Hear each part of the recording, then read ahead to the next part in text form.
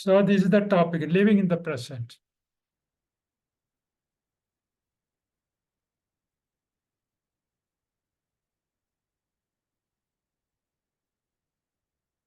So what is the most important moment in your life? You have to give the answer. At least in your mind, you should say what is the important moment in your life. Present moment. And this moment you will never get second time. Once it is gone, it is gone. And next moment is a different moment. And this moment, we are taking action. Because you can do work or you can take any action only now, not yesterday, not tomorrow. Yesterday is already gone. Tomorrow yet to come. So this present moment is the most important moment. You can act only in the present moment. Any doubt? Can you act yesterday? Can you act tomorrow? Or can you act in the next moment? No. നിങ്ങൾക്ക് ഇപ്പം മാത്രമേ act ചെയ്യാൻ പറ്റൂ. അപ്പൊ ഈ moment ചെയ്യേണ്ട കാര്യം ഈ മൊമെന്റ് ചെയ്തില്ലെങ്കിൽ you lost the life. You lost the opportunity. Time and tide wait for none എന്ന് കേട്ടിട്ടില്ലേ? രണ്ടാമത് ആ തര വരത്തില്ല. It will be A different തര. ഞാനിത് ഇന്നും ഒരു കൗൺസിലിംഗ് കഴിഞ്ഞിട്ടിരിക്കുകയാണ്. ഒരു ഡിസിഷൻ ഒരാളെ കൊണ്ട് എടുപ്പിച്ചു. ജീവിതത്തിലെ ഏറ്റവും വലിയൊരു ഡിസിഷനാണ് എടുത്തത്. Based on not based on thoughts.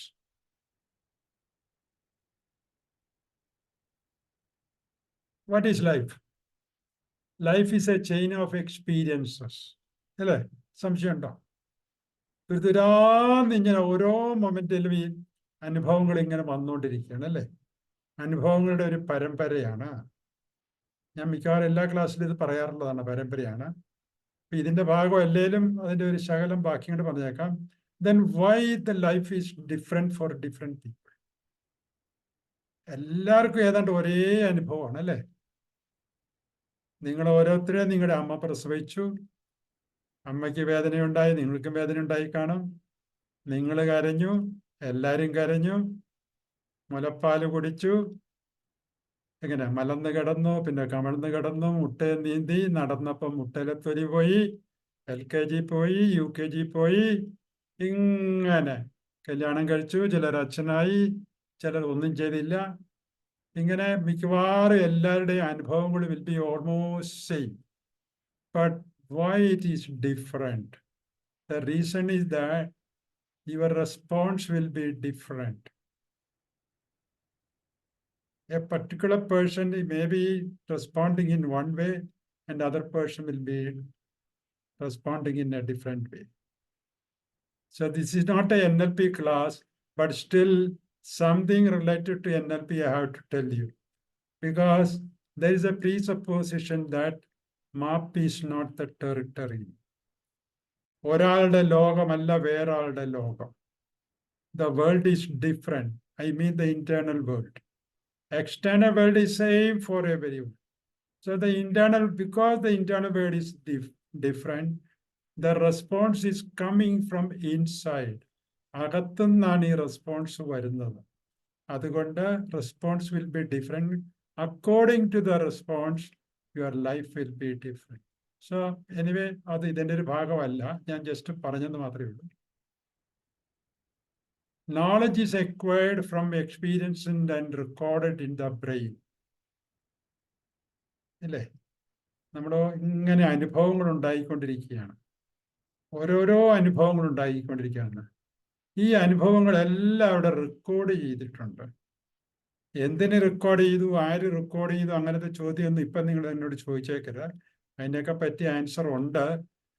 ഈ ക്ലാസ്സിന് ഔട്ട്സൈഡ് ദ സ്കോപ്പിൽ എന്തെങ്കിലും നിങ്ങൾ ചോദിക്കുകയാണെങ്കിൽ ദയവ് ചെയ്ത് ഇവിടെ അതിൻ്റെ ആൻസർ ഞാൻ തരുന്നതായിരിക്കില്ല. You can ask me personally. I got answer for everything what you can ask to me about this topic. Okay, ഇതൊരു ടോപ്പിക് അല്ല, ദിസ് ഈസ് ലൈഫ്. ലൈഫ് എന്ന് പറയുന്ന ഒരു ടോപ്പിക് അല്ലല്ലോ. The art of living. Art of living എന്ന് കേൾക്കുമ്പോൾ നിങ്ങൾ പലരും വിചാരിക്കും ശ്രീ രവിശങ്കറാണ്. So what is the meaning of art of living? The way you are living. We are living in the present. അതാണ് art of living. അത് smooth ആയിട്ട് തന്നെ പോകുന്നു without having any kind of conflict. അതാണ് ആർട്ട് ഓഫ് ലിവിങ് എന്ന് പറയുന്നത്. അപ്പോൾ art പ്രശ്നം വരുന്നത് എപ്പോഴാണെന്ന് വെച്ചാൽ എന്തെങ്കിലും കോൺഫ്ലിക്റ്റ് ഉണ്ടാകും between you and I, between he and I. ആരെങ്കിലും തമ്മിൽ എന്തെങ്കിലും ഇൻട്രാക്ട് ചെയ്യുമ്പോൾ ഒരു പ്രശ്നം ഉണ്ടായി കഴിഞ്ഞാൽ അത് തെറ്റിപ്പോകും, ജീവിതം തെറ്റിപ്പോകും. Okay, knowledge is acquired from the experiences and recorded in the brain. ഈ ഓരോ എക്സ്പീരിയൻസും നമ്മുടെ മനസ്സിൽ, നമ്മുടെ ബ്രെയിൻ തലച്ചോറിൽ, it is recorded in the brain. ആ റെക്കോർഡ് ചെയ്ത് കഴിയുമ്പോൾ അതിന് നമ്മൾ പറയും മെമ്മറി ആണെന്ന് പറയും കേട്ടോ. ഇതെല്ലാം ഓൾമോസ്റ്റ് സെയിം വേർഡ് തന്നെയാണ്, സെയിം മീനിങ് തന്നെയാണ് മെമ്മറി എന്ന് പറഞ്ഞാൽ. റെക്കോർഡഡ് വേർഷന് എന്ത് റെക്കോർഡ് ചെയ്തിട്ടുണ്ടോ അതിന് നമ്മുടെ മെമ്മറി എന്ന് പറയും. മലയാളത്തിൽ ഓർമ്മ എന്ന് പറയും. ഓർമ്മയായിട്ട് അവിടെ ഇതെല്ലാം കിടപ്പുണ്ട്. Thoughts are generated from the memory. അല്ലേ? നമ്മുടെ ഓർമ്മയിൽ നിന്നാണ് മെമ്മറി വരുന്നത്. ഓർമ്മയിൽ നിന്നാണ് ഈ തോട്ട്സ് വരുന്നത്. ഈ മെമ്മറി ഇല്ലേ, തോട്ട്സ് വട്ടപൂജ്യമാണ്. മെമ്മറി നഷ്ടപ്പെട്ട് കഴിഞ്ഞാൽ പിന്നെ അതിന് എന്തെങ്കിലും ചിന്തകളുണ്ടോ? ഒന്നും ചിന്തിക്കാനില്ല. അതാണ്. അപ്പൊ എപ്പോഴും തോട്ട്സ് വരുന്നത് it is coming from the memory. അതെവിടുന്നാ വരുന്നത്? റെക്കോർഡ് ചെയ്ത കാര്യങ്ങള്, സംഗതികള്, റെക്കോർഡ് ചെയ്ത് കിടക്കുന്ന നോളജ്, അതിന് വേണമെങ്കിൽ നോളജ് എന്ന് വേണമെങ്കിൽ പറയാം, അറിവുകൾ. ഇങ്ങനെ ആ അനുഭവത്തെ പറ്റിയുള്ള അറിവുകൾ ഇങ്ങനെ റെക്കോർഡ് ചെയ്തിരിക്കുകയാണ്. ആക്ച്വലി ഈ തോട്ട് വരുമ്പം നോളജിൽ നിന്നാണ് വരുന്നത് തോട്ട്. പക്ഷെ ഈ നോളജ് പഴയതായിപ്പോയി, അത് പ്രസന്റിലല്ല. അതാണ് നമ്മൾ മനസ്സിലാക്കേണ്ടത്. ഇപ്പൊ വരുന്ന തോട്ട് ഇതിന് മുമ്പേ നമ്മൾ റെക്കോർഡ് ചെയ്ത ആ എക്സ്പീരിയൻസിൽ നിന്നാണ് ഈ തോട്ട് വരുന്നത്. അപ്പൊ തോട്ട് പഴയതല്ലേ. Thought is not the present one. ഈ മൊമെന്റിലുള്ള എല്ലാ തോട്ടും may be very very very very fraction of a സെക്കൻഡിന്റെ വ്യത്യാസത്തില്ല. ആദ്യം എക്സ്പീരിയൻസ് ഉണ്ടായി, അതവിടെ റെക്കോർഡ് ചെയ്തു, that has become a memory bank. ഇനി അവിടെ നിന്നാണ് തോട്ടുകൾ ജനറേറ്റ് ചെയ്യുന്നത്. അപ്പം നോളജ് പഴയതാണ്, തോട്ട് ഇപ്പൊ വന്നതാണ് തോട്ട്. പക്ഷെ തോട്ടുമായിട്ട് റിലേറ്റഡ് ആണ് എനിക്കിപ്പോൾ ഇവിടെ ആക്ഷൻ എടുക്കേണ്ടത്. കാരണം നമ്മൾ പഠിച്ചിരിക്കുന്നത് അങ്ങനെയല്ലേ, തോട്ട് ബിക്കം തിങ്സ്. അപ്പൊ തോട്ട് ആക്ഷൻ ആയിട്ടാണ് വരുന്നത്. അപ്പൊ ആക്ഷൻ ഈ മൊമെന്റ് ചെയ്യേണ്ടതാണ്. ഈ മൊമെന്റ് ചെയ്യുന്ന ആക്ഷൻ എങ്ങനെയാണ്? It is related with the past. ഇതാണ് തോട്ടിന്റെ ഒരു പ്രശ്നം.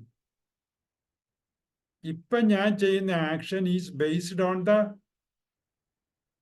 Knowledge which I have acquired earlier. ഇത് അളന്നു നോക്കിയ വ്യത്യാസം ഒന്നും കാണില്ല, എല്ലാം ഒരേ ടൈമായിട്ട് തോന്നും. പക്ഷെ എങ്കിൽ സൈക്കിയുടേതായിട്ട് സംസാരിച്ചു കഴിഞ്ഞാൽ there is a time gap for that.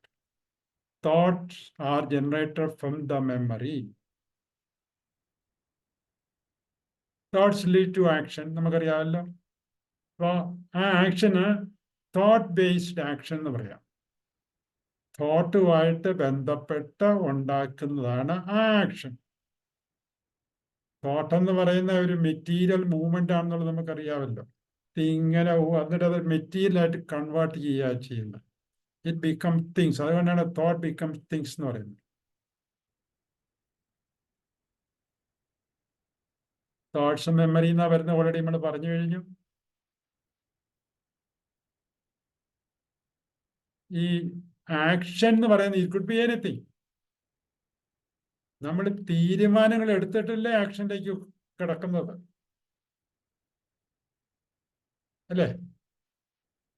First you have to take a decision. ഞാൻ നടക്കാൻ പോകുകയാണ്, അതൊരു ഡിസിഷനാണ്. നടക്കുക എന്നുള്ളൊരു ഒരു ആക്ഷനാണ്. അല്ലേ? ഭക്ഷണം കഴിക്കുക. ഭക്ഷണം കഴിക്കാൻ ഞാൻ ആദ്യം തീരുമാനിക്കണം. So there is a decision. After the decision only action is taking place. അപ്പൊ my decision is based on the thoughts. ഈ action it could be mental or it could be physical. മിക്കവാറും ഉള്ളിൽ ഒരു ആക്ഷൻ നടന്നിട്ടാണ് സെയിം ആക്ഷൻ പുറമേ നടക്കുന്നത്. ഇതാണ് mental action എന്ന് പറയുന്നത്. കോടതിയൊക്കെ പറയല്ലേ, നിന്റെ മനസ്സിൽ നീ വിചാരിച്ചു കഴിഞ്ഞാൽ your intention is more punishable than the action എന്ന് പറയും. അപ്പൊ ഇന്റൻഷൻ എന്ന് പറയുന്നതാണ് ആക്ഷൻ, മെന്റൽ ആക്ഷൻ. അപ്പൊ മെന്റൽ ആക്ഷനും ഫിസിക്കൽ ആക്ഷനും നടക്കുന്നത് it is based on thoughts. അപ്പൊ ഓരോ ആക്ഷൻ നടന്നു കഴിയുമ്പോൾ നമ്മൾ എന്തിനാ ആക്ഷൻ ചെയ്യുന്നത്?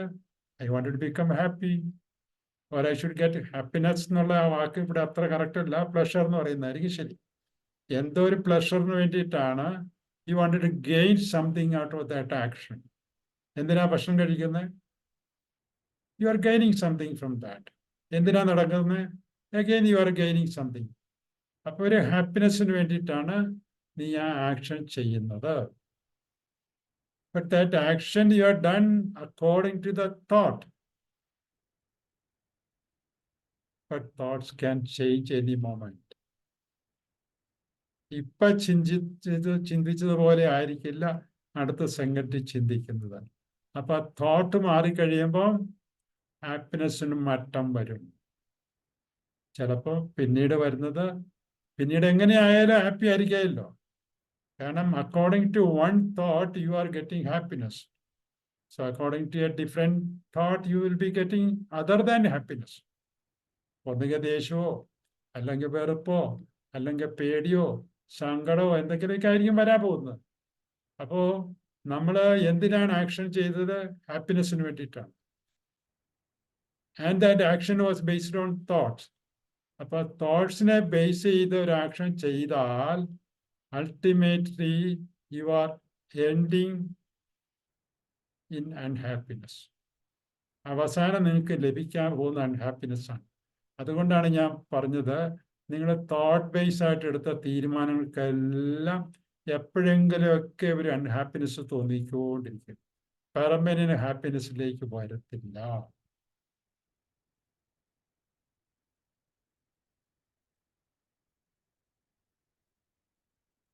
അതാണ് ഞാൻ ഹാപ്പി എന്ന് പറഞ്ഞത്. അപ്പൊ തോട്ട് ബേസ്ഡ് ആയിട്ട് ഒരു ആക്ഷൻ നമ്മൾ ചെയ്തിട്ടുണ്ടെങ്കിൽ നമ്മൾ അൾട്ടിമേറ്റ്ലി അൺഹാപ്പിനെസ്സിൽ പോകും. അതുകൊണ്ടാണ് ജീവിതത്തിൽ പല ആൾക്കാരും പറയുന്നത്, ഒരു ഹാപ്പിനെസ്സിലേക്ക് എത്താൻ പറ്റുന്നില്ല, എന്തൊക്കെ ചെയ്തിട്ടും. ആ തലകുത്തി മറിഞ്ഞാലും ശരി, അൾട്ടിമേറ്റ്ലി ഐ ആം അൺഹാപ്പി. ഒന്നിനും ഒരു സ്വസ്ഥത കിട്ടുന്നില്ല. ഓരോരോ കാര്യങ്ങൾ ചെയ്യുമ്പം ഓക്കെ ഇതുകൊണ്ട് തീരും എന്ന് വിചാരിച്ചുകൊണ്ടാണ് ചെയ്യുന്നത്. പക്ഷെ ഒന്നുകൊണ്ടും തീരാൻ പറ്റുന്നില്ല. Never we are fully happy or we are not happy. അപ്പോഴാണ് ശരിക്കും ലിവിങ് ഇൻ ദ പ്രസന്റിലേക്ക് നമ്മൾ ഇനി വരാൻ പോകുന്നത്. ഇൻസൈറ്റ് എന്നുള്ള വാക്ക് നിങ്ങൾ കേട്ടിട്ടുണ്ടായിരിക്കും അല്ലേ? ഇൻസൈറ്റ് മലയാളത്തിൽ നമ്മൾ സാധാരണ പറയാറുണ്ട് ഉൾവിളി. അകത്തുനിന്നൊരു വിളി വരും. Action not based on thought. അപ്പൊ ഈ ഇൻസൈറ്റ് വന്നു കഴിഞ്ഞാൽ ഇൻസൈറ്റിനെ ബേസ് ചെയ്തെടുക്കുന്ന ആക്ഷൻസ് ഒന്നും തോട്ട് ബേസ്ഡ് അല്ല. ഇൻസൈറ്റ് വന്നു, ഇമ്മീഡിയറ്റ്ലി ആക്ഷനും നടന്നു. There is absolutely no time gap. നമ്മൾ പെർസീവ് ചെയ്തു, അന്നേരം ആക്ഷൻ എടുത്തു. അതാണ് ഇൻസൈറ്റിന്റെ ഒരു പ്രത്യേകത.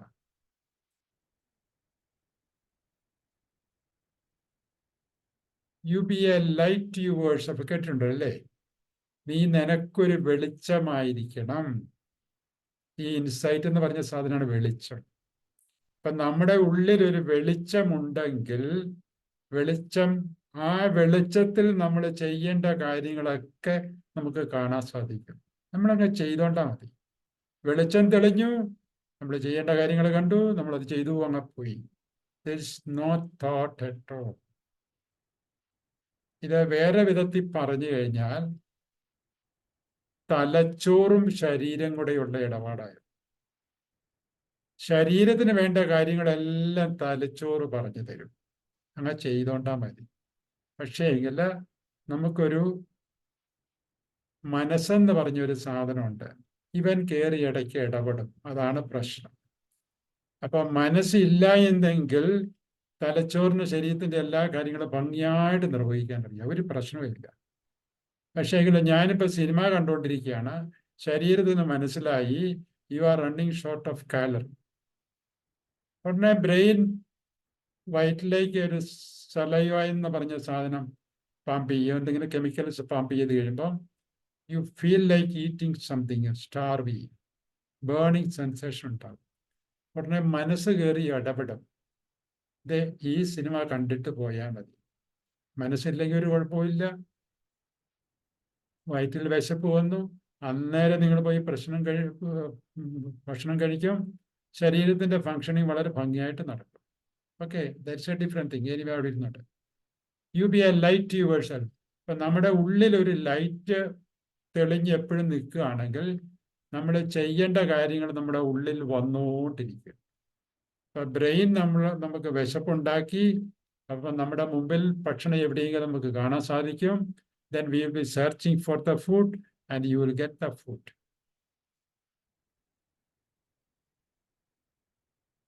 This happens in the no mind situation. എപ്പോഴാണ് ഈ ലൈറ്റ് തെളിയുന്നത്? നോ മൈൻഡ് എന്ന് പറഞ്ഞൊരു സിറ്റുവേഷൻ ഉണ്ട്. എന്ന് പറഞ്ഞാൽ മനസ്സില്ലാത്ത ഒരു അവസ്ഥ നമുക്കുണ്ട്. അതിന് അവസ്ഥ എന്നൊന്നും പറയത്തില്ല, മൈൻഡ് ഇല്ലാതെ ഇരിക്കുന്ന സംഗതി. കാരണം അതിനെ എന്ത് വാക്കുകൾ ഉപയോഗിച്ചാലും കറക്റ്റായില്ല. കാരണം അവസ്ഥ എന്ന് പറയുന്ന മൈൻഡിനെ ഉദ്ദേശിച്ച് നമ്മൾ പറയുന്ന അവസ്ഥ. അപ്പൊ ബ്രെയിന് അവസ്ഥയൊന്നുമില്ല. It happens in the no mind situation. അതിന് നമുക്ക് മലയാളത്തിൽ ശാന്തത എന്ന് പറയും. എന്ന് പറഞ്ഞാൽ മൈൻഡ് ശാന്തമായിട്ടിരിക്കുന്ന എപ്പോഴാണോ ആ സമയത്ത് മനസ്സില്ല. മനസ്സില്ലാത്ത അവസ്ഥയിലാണ് ശാന്തമായിട്ടിരിക്കുന്നത്. Otherwise the mind will be jumping. മനസ്സ് നമ്മൾ പേടിട്ടിരിക്കുന്നത് ജമ്പിങ് മൈൻഡ് എന്നല്ലേ. ജമ്പിങ് കുരങ്ങ്, ചാടുന്ന കുരങ്ങെന്ന് നമ്മൾ പേരിട്ടിരിക്കുന്നത്, ജമ്പിങ് മങ്കി. അപ്പൊ അതിനൊരു കഥയുണ്ട്. ജമ്പിങ് മങ്കിനെ പിടിച്ചൊരു ഒരു പോസ്റ്റ് കെട്ടിയണം എന്നൊക്കെ പറഞ്ഞൊരു ചെറിയൊരു കഥയുണ്ട്. അങ്ങോട്ട് നമ്മൾ പോകുന്നില്ല. This happens only in the no mind situation. ഇപ്പൊ നോ മൈൻഡ് സിറ്റുവേഷൻ വരണമെന്നുണ്ടെങ്കിൽ മനസ്സ് ശാന്തമാകും. ശാന്തമാകുക എന്ന് പറഞ്ഞാൽ തോട്ട്സ് ഉണ്ടാകാൻ പാടില്ല. അപ്പൊ നിങ്ങൾ ചോദിക്കും തോട്ട്സ് ഇല്ലാത്ത ഒരു സിറ്റുവേഷൻ ഉണ്ടോ? കാരണം ഈ തോട്ട് എന്ന് പറഞ്ഞ് നമ്മുടെ ക്രിയേഷൻ അല്ലേ, അത് ക്രിയേറ്റ് ചെയ്യാണ്ടിരുന്നാൽ മതി. Okay, NLP can take you to no mind situation. ഇവിടെയാണ് നമ്മുടെ NLPയുടെ പ്രസക്തി ഉണ്ടാകുന്നത്. NLP പഠിച്ച് പ്രാക്ടീസ് ചെയ്യുന്നവന് നോ മൈൻഡ് സിറ്റുവേഷനിലേക്ക് വരാൻ പറ്റും. അപ്പൊ NLPനെ സിമ്പിളായിട്ട് ഞാൻ പറഞ്ഞു തരാം. How you are getting to no mind situation. NLP means change your thoughts so that you become happy. എപ്പോഴെങ്കിലും ഒരു അൺഹാപ്പിനെസ് വന്നാൽ ഉടനെ അപ്പൊ തന്നെ നമ്മൾ ഒരു തോട്ട് കണ്ടുപിടിക്കും, or you create another thought in such a way that you become happy. ഇതാണ് NLP പഠിപ്പിക്കുന്നത്. ആർക്കെങ്കിലും സംശയം ഉണ്ടെങ്കിൽ ചോദിക്കാം, ഇപ്പൊ പറഞ്ഞുതരാം. നിങ്ങളെ ഇപ്പൊ തന്നെ ഹാപ്പിയാക്കി തരാം. ഹാപ്പിയാക്കാൻ അതിന് നേരമൊന്നും വേണ്ട, പക്ഷെ നിങ്ങളുടെ അനുവാദം വേണം. ദി എൻഡ്, തീർന്നു. ആർക്കെങ്കിലും ടെസ്റ്റ് ചെയ്യണം തോന്നുന്നുണ്ടോ? Anybody wanted to become happy now? I am already happy. Already നമ്മളെല്ലാവരും ബേസിക്കലി ഓൾറെഡി ഹാപ്പി ആണ്. എപ്പോഴെങ്കിലും അൺഹാപ്പിനെസ് വന്നിട്ടുണ്ടെങ്കിൽ പറഞ്ഞാൽ മതി, ഇപ്പം മാറ്റി തരാം.